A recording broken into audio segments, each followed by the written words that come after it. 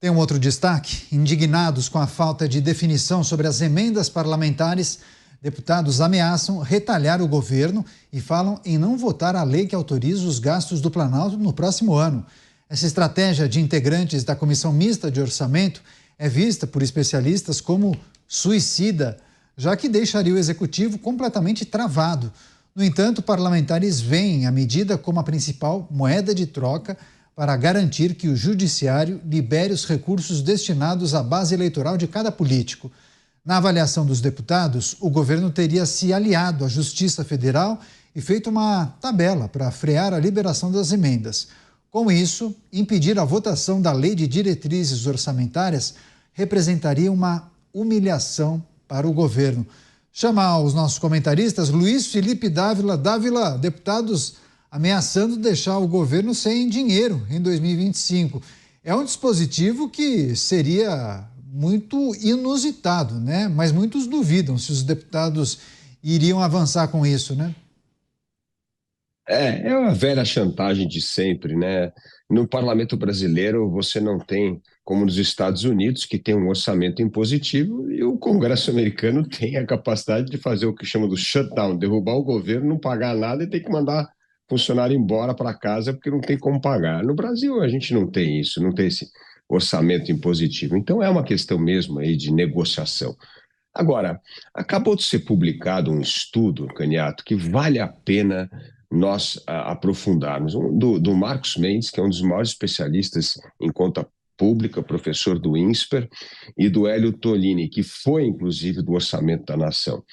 E esse estudo mostra 3 coisas que chamam muito a atenção. Primeiro, o Brasil é o campeão mundial em distribuição de emenda para parlamentar. Nós estamos falando aqui em 24% do orçamento discricionário hoje é emenda parlamentar, emenda individual, emenda PIX, emenda de comissão, o que seja. 24%. Caneto, sabe qual que é o segundo colocado? A Alemanha com 9% do orçamento. Sabe qual que é a média dos 11 países da OCDE que tem acesso a esse dinheiro? A gente está falando de 2%. O Brasil é 24%. Segunda coisa que esse estudo constata, o Brasil é o único país do mundo que tem uma emenda que, na verdade, obriga o Poder Executivo a gastar naquilo que quem definiu foi o Congresso. Então, por exemplo, essa emenda agora, nós aprovamos isso, foi em 1900, a emenda constitucional 86, que é isso, que determina que o governo tem que pagar as emendas direcionadas pelo Congresso, ou seja, o Poder Executivo, que deveria ter absoluta autonomia no orçamento, não.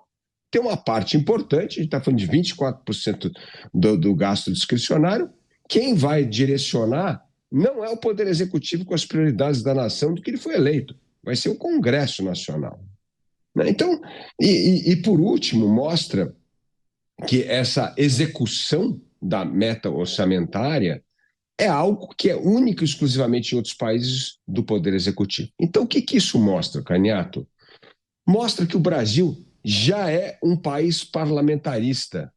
Ou seja, se o dinheiro quem controla, que quem executa a emenda, quem controla a emenda, quem determina o valor é o Congresso, o Executivo já não faz mais nada. Então é melhor a gente aprovar o parlamentarismo rápido, porque isso é que nós temos hoje, o pior dos dois mundos. Um legislativo que tem um filão gigantesco do orçamento discricionário, mas não tem a responsabilidade como tem o Executivo, e joga a culpa para o Poder Executivo.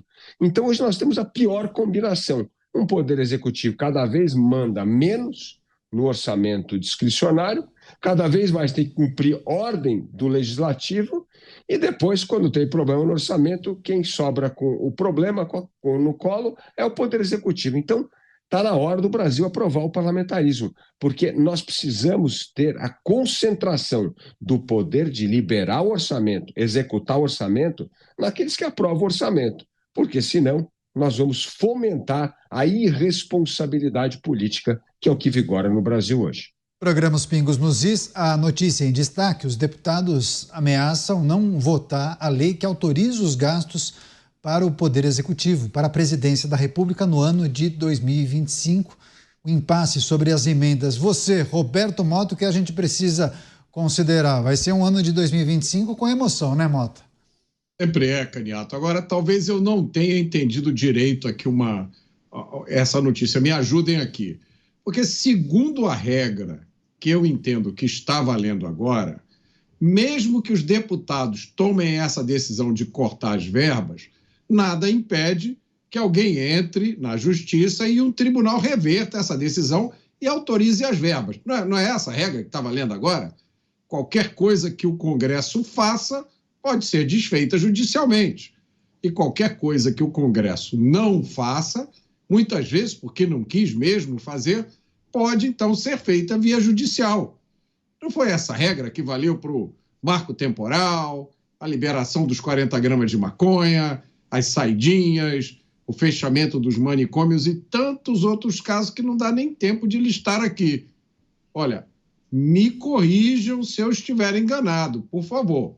Tomara que eu esteja.